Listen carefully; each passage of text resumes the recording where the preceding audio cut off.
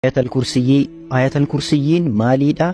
Akkasumas ajrii inni qabu yeroo kam fa'aa jechuu akka qabnu inshallah viidiyoo kana keessatti isiniif dhiyeessaa. Hamma xumuraatti sirriitti ilaalaa. Namni muslima taatan sirriitti koompii liink gochuudhaan akka namoota hedduu bira ga'u taasisaa.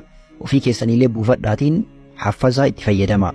Ayatal kursiyyiin inshallah sadarkaa addaa ayaa qabduudha.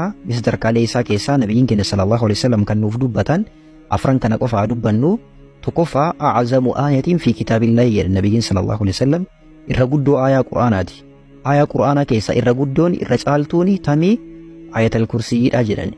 Akkasuma mallee jinnii irraa nama tiksitii jedhani. Jinnii irraa namni tokko tikfamuu barbaade ayatal kursiyyi kana sirriitti haa qara'u jedhani.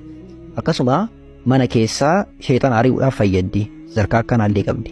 Mana keessatti sheexanni akka hin argamne, sheexanni akka mana keessaa dhabamuuf fayyaddi. Akkasuma mallee sababaa jannata argachuu